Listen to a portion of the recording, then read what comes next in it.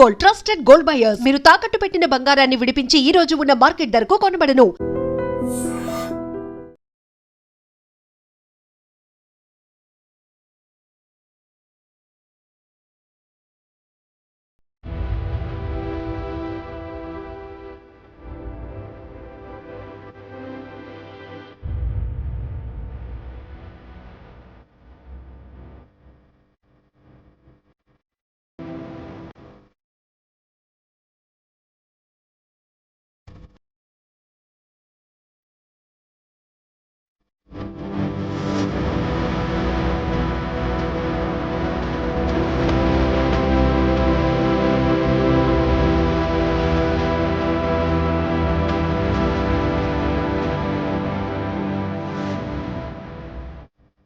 తుని మండలం సిహెచ్ అగ్రహారంలో 6 రోజుల క్రితం 3 సంవత్సరాల చిన్న పాప జాహ్నవి కనిపించకుండా పోయింది. ఆ కుటుంబ సభ్యులు తల్లడిల్లిపోతా ఉన్నారు. అసలు మా పాప ఏమైంది, ఇన్ని రోజులైనా ఎందుకు కనిపించడం లేదని చెప్పి గుండెలు బాదుకుంటూ రోధిస్తూ ఉన్నారు. పోలీసులు వెతుకుతా ఉన్నారు. ఇంతవరకు కనీసం ఒక్క క్లూ కూడా దొరకలేదు. ప్రస్తుతం పాప తల్లితో నేనున్నాను. ఆమె ఇంట్లో నేను ఉన్నాను. 6 రోజులుగా ఆమె ఏడుస్తూనే ఉంది. అసలు ఏంటి, అసలు ఎందుకు తప్పిపోయింది, ఆ తప్పిపోయే రోజు అసలు ఏం జరిగింది, తల్లి మాటల్లోనే మనం తెలుసుకునే ప్రయత్నం చేద్దాం. అమ్మా, మీ పేరమ్మా? శంకర్ భవాని. భవాని. అసలు ఏం జరిగిందమ్మా? ఉదయం 11:30కి అట్లా నడుచుకుంటూ వెళ్తుందని చెప్పేసి తెలిసింది. ఆ టైంలో మీరు ఎక్కడున్నారు, ఏం జరిగింది అప్పుడు? అదే శనివారం ఏదైతే జరిగిందో అదే శనివారం ఉదయం వరకు పాప మాతనే ఉంది సార్. మధ్యాహ్నం 11 ఆ టైంకి వాళ్ళ నాన్నగారు షెడ్ దగ్గరికి గుమస్తా గారు ఫోన్ చేస్తే పని ఉందని వాళ్ళ నాన్నతో కూడా పాప వెళ్ళింది సార్. మళ్ళీ వాళ్ళు నాన్నతో పాటు వెళ్ళింది సార్. వెళ్ళిన తర్వాత వాళ్ళు రిటర్న్ వచ్చే టైంకి నేను మా చిన్న అమ్మాయికి స్నానం చేపిస్తున్నాను సార్. అక్కడే వచ్చి తీసుకొచ్చి నుంచి మళ్ళీ రిటర్న్ బండి మీద వచ్చేసారు. గుమస్తా గారును మా ఆయన గారు బండి మీద తీసుకొచ్చి పాపని నాకు అప్పచెప్పారు సార్. నుంచో పెట్టాడు సార్ పక్కన. నేను ఇలా స్నానం వెళ్ళినప్పుడు కూడా పాప ఒంటరిగా వెళ్ళిందా? మీకు సీసీ ఫుటేజ్ ఏదైతుందో అది రాంగ్ గా పెట్టారు సార్. జరిగింది చెప్తున్నాను సార్. వెళ్ళింది సార్. వెళ్ళడం మళ్ళీ రిటర్న్ వచ్చేటప్పుడు బండి మీద తీసుకొచ్చేస్తాను. తీసుకొచ్చి ఇక్కడ నుంచో పెట్టారు. పాపని చూడు ఇలా చిన్న పని ఉంది, తోటలోనే పని ఉంది, వెళ్తున్నాను అన్నాడు. మళ్ళీ వాళ్ళ నాన్న వదలలేక మళ్ళీ ముందుకు వెళ్ళింది సార్. అక్కడ వరకు వెళ్ళింది. అక్కడ మళ్ళీ రిటర్న్ తీసుకొచ్చి మళ్ళీ నా దగ్గర నుంచో పెట్టాడు. 2 సార్లు ఇంట్లో వదిలిపెట్టి వెళ్ళారు. ఇక్కడే సార్ ఈ పక్కన. అంటే అంతలోకి నేను చిన్న అమ్మాయికి స్నానం చేయించి నుంచున్నాను. వాళ్ళ నాన్న బండి మీద వెళ్ళిపోయాడు సార్. ఇలాగే వెళ్ళాడు. ఆ అమ్మాయి ఏడుస్తుంది సార్. మీరు సిసి ఫుటేజ్ లో చూసుంటారు. నేను అమ్మాయిని పట్టుకున్న తర్వాత అప్పుడే ఈ అమ్మాయి చిన్న అమ్మాయి ఏడ్చింది, పెద్ద అమ్మాయి ఆ టైంలో ఏడ్చింది. ఇంక పెద్ద అమ్మాయి అలవాటే కదా ఇదంతా ఎప్పటిలాగే ఇక్కడ ఆడుకుంటుంది అనుకున్న టైంలో పాపని తను అలా వదిలేసి పెద్ద అమ్మాయిని చిన్న అమ్మాయిని లోనకి తీసుకెళ్లి పాలు పట్టి డ్రెస్సింగ్ చేశాను సార్. మళ్ళీ వచ్చి ఒకసారి బయటకు వచ్చి చూసాను, పాప కనిపించలేదు. ఇక్కడ ఎక్కడైనా ఆడుకుంటుందేమో, లేదంటే నా దగ్గర ఆడుకుంటుందేమో. ఎప్పుడు ఇలాగే కదా ఉంటుంది, రోజు జరిగేది అదే సార్. ఏదైనా ఎప్పుడైనా వచ్చి వెళ్ళిపోయాడు కదా వాళ్ళ డాడీ, బండి మీద వెళ్ళిపోయాడు కదా. ఇక్కడ మామిడి చెట్టు ఉంటుంది సార్, అక్కడికి వెళ్ళిపోయి పాప ఆడుకుంటా సార్. వాళ్ళ డాడీ కొంచెం దూరంలో ఇల్లు ఆడుకుంటా సార్. ఈ చుట్టుపక్కల ఆడుకుంటుంది కదా అన్న ఇదిలోండి ఈ అమ్మాయి ఆడడంతో ఈ అమ్మాయి దగ్గర ఉండిపోయింది సార్. లోన్ ఆడుకుంటానులే, ఆడుకొని ఇంటికి వచ్చేస్తుంది కదా, తనకేమైపోద్ది. ఎప్పుడు ఇలాంటి ముందు కూడా అట్లా ఇల్లు ఆడుకుని వచ్చేసేది. ఆ షెడ్ వరకు వెళ్ళి సార్ తను ఒక్కరితో వెళ్ళిపోయేది. మళ్ళీ రిటర్న్ వచ్చేసి సార్. కన్నా ధైర్యంతో నేను లోన్ చూసుకుంటున్నాను. మా ఆయన గారు వాళ్ళ పిన్ని గారు ఇంటి దగ్గర చిన్న దొడ్డుగుల్లో పెట్టాడు సార్. తెల్లవారుజామున పెట్టాడు సార్. మార్నింగ్ లేసి ఇక్కడికి వచ్చేసాడు సార్. ఇక్కడికి వచ్చేసి ఆ రోజు మార్నింగ్ నుంచి ఉదయం నుంచి సాయంత్రం వరకు తోటలో పనిచేశాడు సార్. నైట్ 9:30-10 ఆ టైంలో తోటలో పనిచేసి బోర్లు కోయడానికి జనాలు వస్తే వాళ్ళ దగ్గర నుంచి ఇంటికి వచ్చేసి కూర్చున్నాడు సార్. ఫ్రెష్ అవుదామని వాళ్ళు వాళ్ళ కారు మీద ఒక 5-6 వచ్చి మా ఆయన్ని కొట్టి కాలర్ పట్టుకుని తీసుకెళ్లారంట సార్. కొట్టారు సార్. కొట్టారంట. కారు నేను తీసుకొచ్చి మీకు అప్పచెప్పేస్తాను ఉండండి అన్నాడంట సార్. ఒప్పుకోలేదండి సార్. కారు ఎక్కడ ఉందో మాకు చూపించన్నాడు సార్. చూపించండి పలానా ఆ దొడ్డుగుల్లో తీసుకెళ్లాడు సార్ మా ఆయన. మా వాళ్ళ కారులో మా ఆయన గారిని తీసుకెళ్లాడు సార్. అక్కడ పలానా ప్లేస్ లో మా ఆయన కారు ఉందని చెప్పాడంట సార్. చూసి అవతల వాళ్ళు 3 దిగారంట సార్ కారు కోసం, మా కారు కోసం. మా ఆయన ఫోన్ స్విచ్ ఆఫ్ చేస్తారంట. చేసేసిన తర్వాత సరికి ఒక పక్కన ఉండి మా ఆయన్ని నొక్కేశారంట సార్. బయటికి నోరెట్టడానికి లేదంట. అవతల వాళ్ళు ఎవరైతే ముగ్గురు దిగారో అందులో కారు ఎట్టుకెళ్ళిపోయేటప్పుడు ఇద్దరు వెళ్ళిపోయారు, ఒకడు దొరికేశాడు సార్. దొరికే కానీ 4 తన్ని నక్కపల్లి స్టేషన్ కి అప్పచెప్తే ఇలా ఇలా జరిగింది, మీ కారు తెలియపోను, మీ అబ్బాయి తెలియపోను, నేను దొరికడం వల్ల మీకు తెలిసింది, లేదంటే ఛాన్స్ లేదు మీరు దొరకడానికి అని చెప్పాడు సార్. ఏదైతే మనకు దొరికిపోయాడు అతను. ఊళ్ళో ఒక అతను పాపని పింఛన్ గోరని తోటకు సంబంధించిన కొండవారిని చూశాడంట. ఆయన చూసి పాప దగ్గరికి వెళ్తే కుక్క వెళ్ళనివ్వలేదు, దగ్గరికి రానివ్వలేదంట. అతను వెళ్ళి ఊళ్ళోకి అన్నితో చెప్తే అవన్నీ ఎదుక్కుంటూ వచ్చి నాతో చెప్పాడు సార్, మీ పెద్ద అమ్మాయి ఎక్కడ ఉంది, నా దగ్గర లేదని వాళ్ళ నాన్న దగ్గర ఉంది అన్నాను. అంటే ఒకసారి ఫోన్ చేసి కనుక్కో అన్నాడు. అంటే నువ్వే చేయి బ్యాలెన్స్ లేదు అని నెంబర్ చెప్పాను. నెంబర్ చెప్తే చేసి కనుక్కున్నారు. లేదు నా దగ్గర లేదు, వాళ్ళ అమ్మ దగ్గర ఉంది, ఇంటికాడే ఉందని మా ఆయన గారు చెప్పారు. ఏమైందని అంటే ఇలా చెప్పాడు సార్, మీ పాప అక్కడ కనిపించిందంట, ఇలా నాకు పలానా వ్యక్తి చెప్పాడు అని చెప్పాడు సార్. అని మరి నువ్వు వెళ్ళి చూసి రాలేకపోయావా, వెళ్ళి తీసుకొచ్చేలేకపోయావు అంటే నాకు కనిపించలేదు చెల్లి అన్నాడు. సరే అయితే అని మా ఆయన ఇంటికి వచ్చేసాడు. ఫోన్ చేసిన వెంటనే కనిపించలేదని. కానీ మేమేమో అనుకున్నామంటే ఎండకు కదా ఒకలా ఆడుకొని ఎక్కడన్నా నిద్ర అయిపోయిందేమో అని.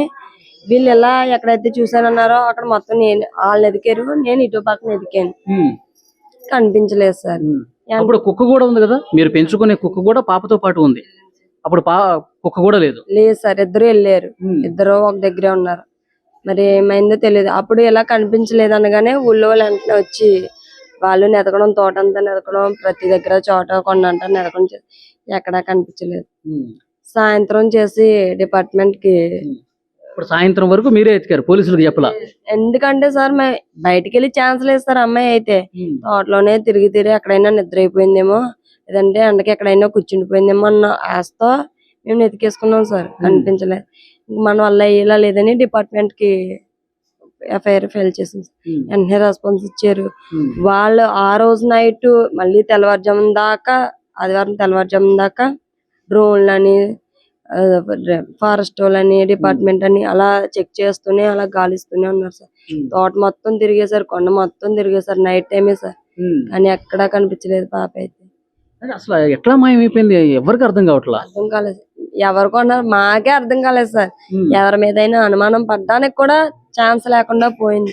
మీరు ఏదో గతంలో కారు విషయంలో మీతో కొంతమంది గొడవ పడ్డారు, గోల్ చేశారని చెప్పి అన్నారు కదా, వాళ్ళెవరు, వాళ్ళ మీద ఏమన్నా ఇన్వెస్టిగేషన్ జరుగుతుందా? జరుగుతుంది సార్, వాళ్ళ మీద కూడా జరుగుతుంది. కానీ ఇటు సైడ్ నుంచి వాళ్ళ నుంచి కూడా ఏమీ తెలియలేదు అన్నారు. ఏమో సార్ ప్రస్తుతానికి అయితే. ఏం జరిగిందంటే ఏంటి గొడవ వాళ్ళకి మీకు? కార్ తీసుకున్నాం సార్, మా ఆయన గారు కార్ ట్రావెల్స్ కానీ కార్ తీసుకున్నారు. వేరొక తునాయన మహేష్ అన్న ఆయన 2 నెలలకి లీజు కావాలని నెలకు 40,000 అని చెప్పి తీసుకున్నాడు సార్. ఆయన ఏం చేశాడంటే అడ్వాన్స్ ఇస్తున్న అమౌంట్ 10 రోజుల్లో 25,000 ఇచ్చాడు సార్. నా అమౌంట్ పే చేయలేదు. మనం ఫోన్ చేస్తే రెస్పాన్స్ ఇవ్వలేదు డబ్బుల కోసం. ఇలా కాదు, 1 నెల అమౌంట్ ఇవ్వలేదు, 2వ నెల అమౌంట్ ఇస్తాడని మా ఆయన గారు జీపీఎస్ ద్వారా వెళ్ళి సెకండ్ కీ ఉంటే ఆ కీతో బండిని తెచ్చేసాడు సార్. ఈ బండి మీరు తెచ్చేసుకున్నాం. మా ఆయన గారిని కార్ని పత్తిపాడు స్టేషన్ లో హ్యాండ్ ఓవర్ చేస్తారండి. ఇంకా మళ్ళీ ఒక వారం పోయిన తర్వాత ఈ రోజు శనివారం కార్ గురించి జరిగింది సార్. ఇలాగా మళ్ళీ శనివారం వచ్చి ఇద్దరు వచ్చి మా అత్తయ్య గారిని పని చేసుకుంటే మాస్క్ వేసుకుని వచ్చారండి సార్. ఇద్దరు మీ అబ్బాయి గారు ఏరని అడిగితే లేడమ్మా బయటకి పని నుండి వెళ్ళాడని చెప్పిందండి సార్. వెంటనే స్పీడ్ గా వెళ్ళిపోయారండి సార్. ఇంకా మా అత్తయ్య గారిని ఏమనలేదంట. మాస్కులు పెట్టుకుని వచ్చారు. మాస్కులు పెట్టుకుని ఓన్లీ కొల్లంగా కనిపించేలాగా బండి నెంబర్ కూడా కనిపించలేని విధంగా వచ్చి అడిగి వెళ్ళిపోయారండి సార్. వెళ్ళిపోయి ఇంకా 3 నెలల వరకు గొడవల సాగుతూనే ఉంది. మీ ఆయన కొట్టినప్పుడు నేను బతకని చంపేస్తాం ఇట్లా అన్నారా? అనే ఉంటారు సార్. నేను డెలివరీకి మా అమ్మగారి ఇంటికి వెళ్ళాను సార్. అత్తయ్య గారు కూడా లేరు. మా మామయ్య గారు ఉంటే ఆయన పనిచేసే వాళ్ళ దగ్గర ఉన్నారంట. అలా జరిగింది సార్. అది అలా 3 నెలల వరకు నాగపల్లి స్టేషన్ లో తేల్చేసుకున్నాం సార్. అయిపోయింది. ఎప్పుడు జరిగిందమ్మా? ఏ నెలలో జరిగింది? జనవరి నుంచి ఫిబ్రవరి వరకు. మొన్న జనవరి జరిగింది సార్. ఇంక ఈ మధ్యలో ఇదైతే జరిగిపోయిందో ఇంకా వాళ్ళకి మనకి ఇంకే గొడవలు లేవు సార్. ఇదంతా పోలీసులకు చెప్పారా మీరు? పోలీసుల ద్వారాగానే జరిగింది. తర్వాత తెలిసింది సార్, వాళ్ళే హ్యాండ్ ఓవర్ చేశారు మన బండి మనకి. తర్వాత అట్లా కాదు, ఇప్పుడు పాప తప్పిపోయింది కదా, ఇప్పుడు ఈ విషయాలన్నీ చెప్పారా? చెప్పాను సార్. వెంటనే వాళ్ళకి చెప్పాను, ఎవరి మీద అనుమానం ఉందంటే ఇలా జరిగింది సార్ అని వెంటనే వాళ్ళకి చెప్పాను. ఇంకా అప్పటి నుంచి ఇప్పటి వరకు వాళ్ళు బెదిరించడం గానీ భయపించడం గానీ లేదు సార్. నేను ఇంటి దగ్గర ఎవరు లేకపోయినా ఇద్దరు పిల్లలతో నేను ఒక్కదాన్ని సింగిల్ గానే ఉండేదాన్ని సార్. ఇక్కడ ఎవరైనా సమయానికి లేకపోయినా ఎప్పుడు ఎలాంటి భయం కానీ పాప మిస్ అవడాలు కానీ ఎక్కడికైనా వెళ్ళి ఉండిపోవడాలు కానీ జరగలేదు సార్. అన్న ధీమాతోనే పాపను కూడా ఆడుకుంటది కదా, ఆడుకొని అన్న విధంగా చిన్న పాపతో చూసుకోవడం వల్ల ఈ పాపని ఆడుకుంటది అన్నట్టుగా ఉన్నాను సార్. మరి ఏం జరిగిందో తెలీదు. చాలా విచిత్రంగా పాప అయితే కనిపించకుండా అయిపోయింది. ఆ రోజు నుంచి ఈ రోజు వరకు వారం రోజులు అయిపోతుంది సార్ దాదాపుగా. పాప ఆచూకీ అయినా తెలియలేదు. మొన్న మంగళవారం సార్ కుక్క వచ్చింది. కుక్క వచ్చిన వెంటనే నేను వచ్చింది కదా ఆనందంతో, ఒకవేళ ఇంత చెకింగ్ ఉంది కదా కుక్కని అమ్మాయిని ఎక్కడన్నా వెళ్తే ముందు కుక్కని పట్టుకుంటే అమ్మాయి దగ్గర తీసుకెళ్తది కదా అన్న ఆనందం పడిపోయి కుక్కని పట్టుకోవడానికి ప్రయత్నించాను సార్. కుక్క అయితే ఫస్ట్ వచ్చి నా చున్నీ పట్టుకుంది. పట్టుకుని అంటున్నాను, నేనేం చేశాను కుక్క కానీ మళ్ళీ మిస్ అయిపోద్దని కుక్కని పట్టుకుందామన్న ఆనందంతో వెళ్ళి దగ్గరికి వెళ్ళాను సార్. తిరిగి దాన్ని రివర్స్ నేను ఇప్పుడు ఎత్తున్నానేమో అని రివర్స్ అయిపోయి నేను కరిచేసి అలా వెళ్ళిపోయింది సార్. వెళ్ళిపోయినంటే మా ఆయన గారు డిపార్ట్మెంట్ పరిగెడితే వెళ్తే మా ఆయన గారిని కూడా కరవడానికి ప్రయత్నించిందంట. మళ్ళీ ముందుకెళ్ళిందంటే వెనక్కి తిరిగి చూసిందంట. మళ్ళీ ముందుకెళ్ళిందని కూర్చుందంట. అలా కూర్చొని ఆ తప్పులోంచి మరి ఎలా వెళ్ళిపోయిందో కనిపించలేదంట సార్. మళ్ళీ మొన్న నైట్ వచ్చింది సార్ కుక్క వచ్చి మొన్న మైండ్ వచ్చింది సార్ రావడం అయితే, కానీ మైండ్ అయితే డిస్టర్బ్ అయింది సార్.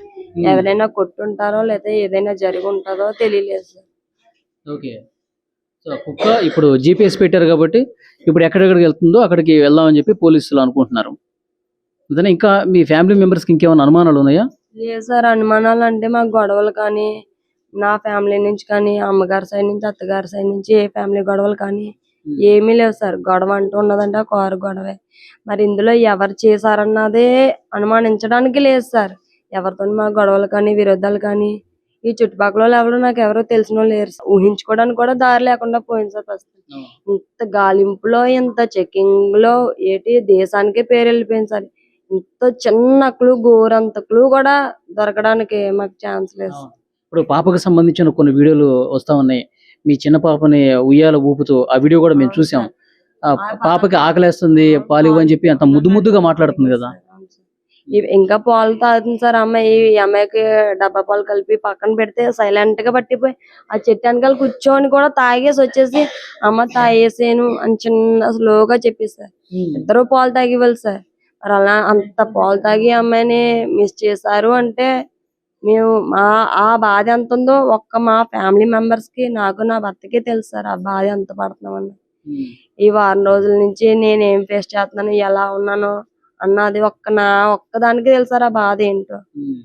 సార్ మీ మీడియాకు అయితే నాదొక్క రిక్వెస్ట్, చాలా వరకు సోషల్ మీడియా కానీ ఇది వీడియోలు చేసేవాళ్ళు కానీ కామెంట్స్ పెట్టేవాళ్ళు కానీ ఒక్కటి సార్ బ్యాడ్ గా పెట్టే వాళ్ళకి ఒక్కటి సమాధానం సార్. నాది సమాధానం కాదు, రిక్వెస్ట్ అనుకోమనండి. తల్లి ఏడట్లేదు, తండ్రి ఏడట్లేదు, ఫ్యామిలీలో ఎవరు ఏడట్లేదు. తల్లి ఏదైనా చేసి ఉండొచ్చు, తండ్రి ఏదైనా చేసి ఉండొచ్చు అన్న వల్గర్ గా కామెంట్లు. ఒకసారి మీరు కామెంట్లు ఓపెన్ చేసి చూడొచ్చు, వీడియోస్ చూడొచ్చు. మా ఫోన్ లో నేను ఒక్కొక్కసారి చూస్తున్నాను. ఎంత వల్గర్ గా అంటే వస్తదన్న ధైర్యాన్ని కూడా నేను కోల్పోవాల్సి వస్తుంది సార్. నేను కెమెరా ముందు ఏడాలంటే ఎంత నేర్చానో ఈ 6 రోజులు బట్టి ఎలా ఉన్నానో తింటున్నానో తెలియదో అది నా ఫ్యామిలీ మెంబర్స్ కి నాకు తెలియాలి సార్ ఆ బాధ ఏంటో. మీరు చూసేసింది మీరు చెప్పేసింది వాళ్ళు అంటుంది ఏదైతే అంటున్నారో కొంచెం తగ్గించుకొని నా బాధను అర్థం చేసుకొని బ్యాడ్ కామెంట్లు ఏవైతే ఉన్నాయో బ్యాడ్ వీడియోస్ ఏవైతే ఉన్నాయో అవి డిలీట్ చేస్తారని నా ఉన్న నమ్మకాన్ని నిలబెడతారని పాప రావాలని ఆశీస్సులు ఇస్తారని కామెంట్లు చేస్తారని నా మనస్ఫూర్తిగా కోరుకుంటున్నాను సార్. మీ కెమెరా ముందు నేను ఏడాలంటే పాపని చూసుకోవాలి సార్. నేను చిన్న అమ్మాయిని చూసుకోవాలా, నా హెల్త్ నేను చూసుకోవాలా, పిల్ల కోసం ఆలోచించాలా. ఇన్ని బాధల్లో నేను ఏ బాధని పడాలి సార్. కెమెరా ముందు ఏడట్లేదంటే నేను ఏడుతున్నానో ఏడలేదో బాధ ఉందో బాధ లేదో ఆ దేవుడికే తెలియాలి సార్. బ్యాడ్ కామెంట్లు ఏవైతే ఉన్నాయో బ్యాడ్ వీడియోస్ ఏవైతే ఉన్నాయో దయించి చేతులు ఎత్తి దండం పెట్టుకుంటున్నాను. ఈ బ్యాడ్ న్యూస్ ఏదైతే ఉందో అది తగ్గిస్తారని నా బాధను అర్థం చేసుకుంటారని నాదొక్క రిక్వెస్ట్. ఓకే, అది తల్లి బాధ మీరు చూశారు, ఎంత ఆవేదనగా మాట్లాడారో మీరు చూశారు. నిజంగా చాలా బాధ కలుగుతుంది. ఎందుకంటే అంత దూరం నుంచి నేను ఇక్కడికి వచ్చి ఆ తల్లితో మాట్లాడుతుంటే 6 రోజులు ఇంకొక రోజు అయితే వారం రోజులు అయిపోతుంది. 7 రోజులుగా తన బిడ్డ తన దగ్గర లేదు, అసలు ఎక్కడుందో కూడా తెలియదు, ఎటుపోయిందో కూడా తెలియదంటే నిజంగా ఏడ్చి ఏడ్చి ఆ తల్లి కన్నీళ్లు కూడా ఇంకిపోయి ఉంటాయి. చాలా బాధ కలిగించే విషయం. అసలు పోలీసులు కూడా అంతుపట్టట్ల ఏమైపోయింది ఏంటనేది. పెద్ద పెద్ద డ్రోన్ కెమెరాలు ఎగరేస్తున్నారు. మొత్తం 50 ఎకరాల ఈ పామాయిల్ తోట మొత్తం అణువు కూడా జల్లెడ పడుతున్నారు, కానీ దొరకలేదు. ఎవరి మీద అయితే అనుమానం ఉందో కారు విషయంలో ఏదో గొడవ జరిగిందంట, వాళ్ళు కూడా ప్రశ్నిస్తున్నారు, కానీ ఇంకా కనీసం ఒక్కటంటే ఒక క్లూ కూడా లభించినటువంటి పరిస్థితి ఉంది. కానీ ఆ తల్లి చాలా బరువైనటువంటి హృదయంతో మాట్లాడుతోంది. నాకెంత బాధ ఉన్నా కొంతమంది పనిగట్టుకుని దుష్ప్రచారం చేస్తా ఉన్నారు. తల్లి ఏడవట్లేదంటే తల్లి ఏదో చేసి ఉంటుందని చెప్పి అని ప్రచారం చేస్తా ఉన్నారు. దయచేసి అట్లా చేయకండి. అవసరమైతే ఇక్కడికి వచ్చి ఏదన్నా పోలీసులకి మాకేదన్నా హెల్ప్ చేసి పాపను త్వరగా వచ్చే విధంగా ప్రయత్నం చేయండి, కానీ ఈ విధంగా ఇంకా మా నమ్మకాన్ని, మా భరోసాని కొంగదీసే విధంగా దయచేసి బ్యాడ్ వీడియోలు మాత్రం చేయొద్దని చెప్పి ఆ తల్లి రిక్వెస్ట్ చేస్తుంది. సో పోలీసులతో ఇంతకుముందు నేను మాట్లాడాను. వాళ్ళు తీవ్రంగా ప్రయత్నం చేస్తున్నారు. పాప ఫోటోని ఆ కుక్కకి కూడా చూపించి ఆ కుక్కని తోటలోకి పంపించే ప్రయత్నం కూడా చేస్తున్నారు. ఆ పాప సేఫ్గా తిరిగి రావాలని మనస్ఫూర్తిగా కోరుకుందాం.